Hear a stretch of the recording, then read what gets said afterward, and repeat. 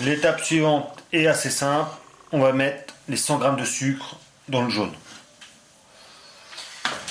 Sucre en poudre, bien évidemment. On va mettre le sucre en poudre. Je vais juste monter un tout petit peu, voilà, comme ça. Ce sera mieux. On va. Hop.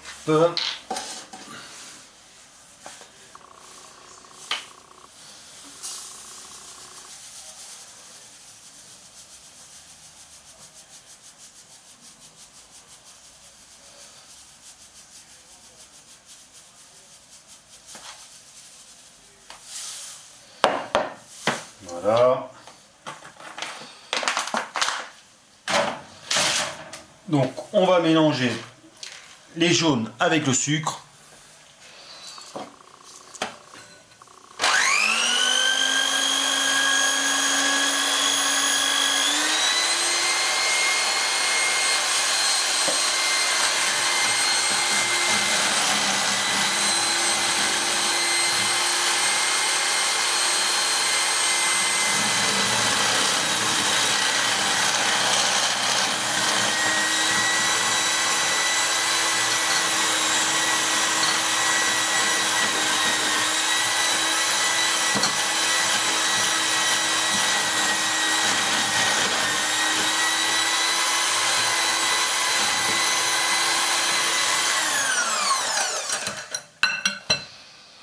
Une fois que c'est fait, on met les 80 g de farine.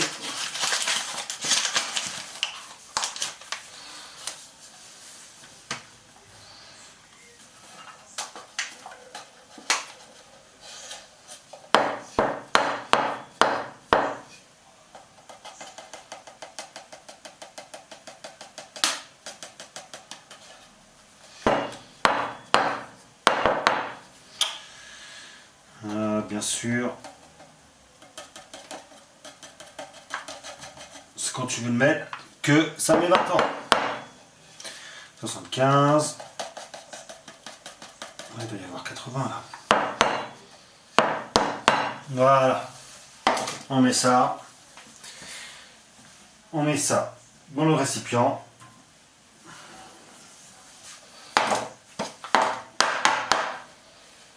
Voilà.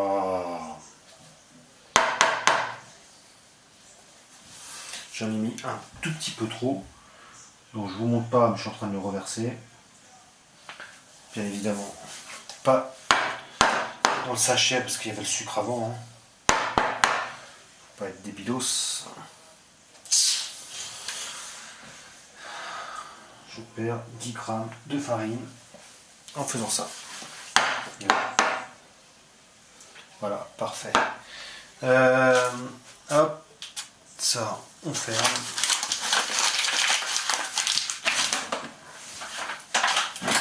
Donc, pour la partie pâte, on a quasi fini.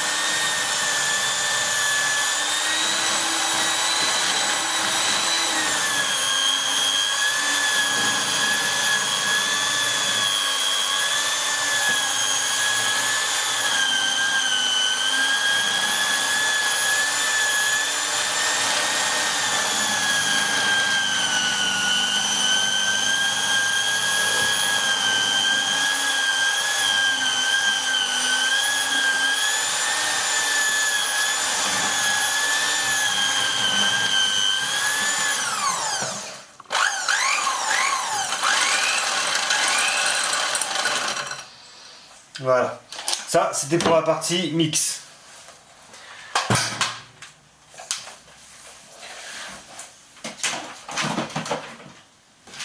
Maintenant, on va mélanger délicatement le blanc avec le jaune. Avec à l'aide d'une spatule classique. Spatule offerte par une collègue. C'est parti. Alors. On y va petit à petit. On mélange de bas en haut et de haut en bas avec amour. C'est ce qui fait toute la pâte. La mole.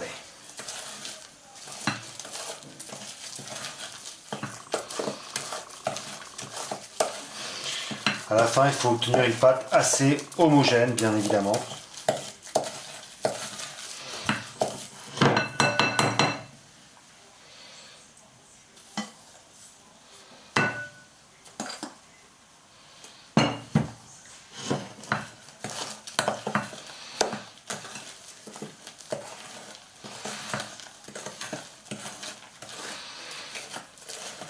Bien évidemment, si vous aimez ce tuto, n'hésitez pas à mettre un petit pouce sur YouTube ou de partager bien évidemment la recette. C'est des recettes assez simples, hein, c'est pas très compliqué, même ma petite fille de 4 ans peut le faire. D'ailleurs, elle le fait avec moi, bien évidemment en fonction de des appareils donnés. Donc le mixeur, elle ne l'utilise pas ou avec moi uniquement. Parce que bien évidemment ça peut couper les doigts. Et le four, c'est moi qui l'allume, bien sûr.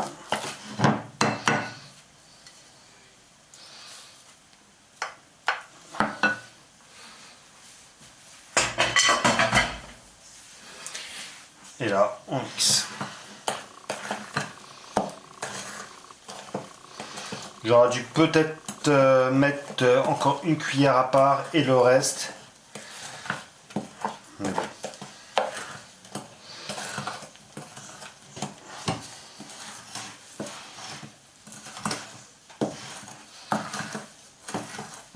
C'est vraiment un gâteau assez simple à réaliser en fait en soi. C'est pas très compliqué. C'est juste la pâte à faire. Après 10 à 12 minutes au four. D'ailleurs, on va préchauffer le four dès maintenant.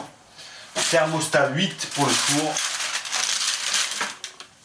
Et on va préparer le Nutella pour après. Thermostat 8, le temps de mélanger la pâte, il valait mieux le faire justement avant, un petit peu avant, mais bon, c'est pas très grave. Voilà.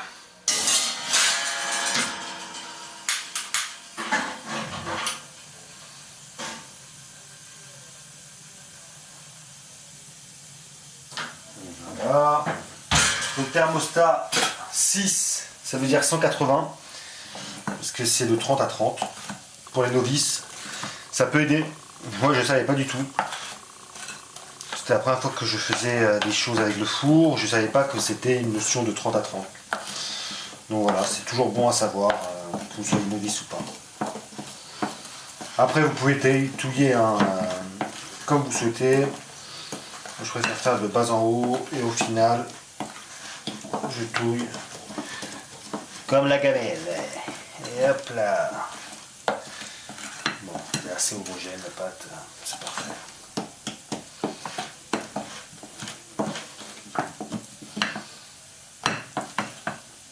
Parfait.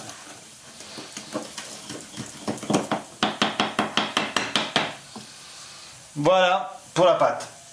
Ce qu'on va faire maintenant, on va préparer le plateau, tout simplement pour mettre cette pâte. C'est assez simple. Alors, vous voyez ma cuisine et il n'y a pas beaucoup de place, c'est un peu une galère. Mais bon, on fait avec ce qu'on a. Hein. Papier cuisson, bien sûr. Ne pas mettre la pâte directement sur votre four d'ailleurs.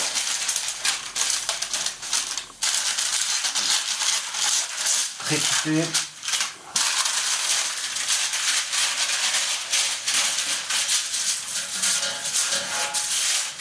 Là, vous avez la possibilité de mettre du beurre pour que ça colle, pour éviter justement que le papier part comme ça.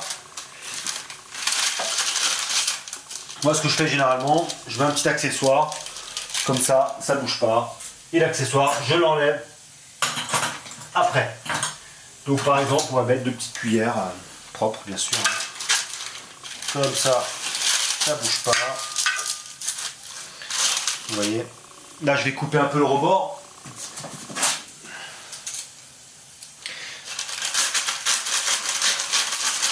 Voilà.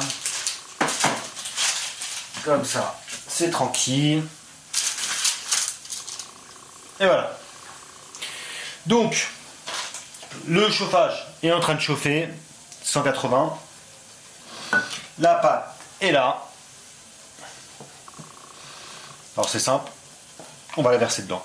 Et on va essayer de faire un rectangle. C'est le plus important. Parce qu'en fait, ce rectangle-là, il va nous servir pour la pâte liégeoise, en fait. On verse. On essaie que ça dépasse pas les bords, hein, bien sûr. Donc j'étale tout de suite. Voilà. Généralement, c'est au moment où quand on est petit, on goûte à la pâte. Parce qu'on se dit, c'est trop bon, c'est trop bon. Ne vous inquiétez pas, on l'a tous fait. Hein. Celui qui me dit qu'il n'a jamais testé de goûter la pâte de gâteau de ses parents, si ses parents faisaient des gâteaux, c'est un menteur. Hein. On a tous le doigt dessus. Mais est-ce qu'il y avait du chocolat? Du chocolat, c'est trop bon. La pâte est bonne en tout cas. Voilà, j'enlève le premier accessoire parce que je suis en train d'étaler la pâte. Il faut bien que ça soit étalé assez homogènement. Je ne sais pas du tout si c'est français ce que je viens de dire, je crois pas d'ailleurs. Il faut de façon homogène. Changeons les termes quand nous ne savons pas parler. De façon homogène. Donc voilà. Hop, je vais juste laisser ça le temps de virer les petites cuillères.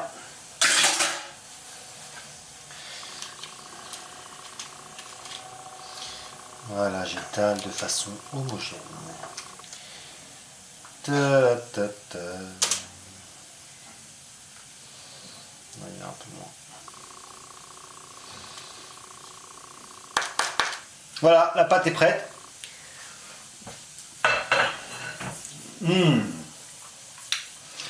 La pâte est prête à être mise au four. Donc, il faut regarder le time, parce que en fait, c'est 10 minutes. 10 à 12 minutes. 12 minutes, quand vous mettez à thermostat 7, c'est grillé. Mettez thermostat 6 et 12 minutes, ça devrait être bon normalement. Tout dépend de votre four, bien évidemment. Là, il est 17h49. On se retrouve à 17h59. Let's go.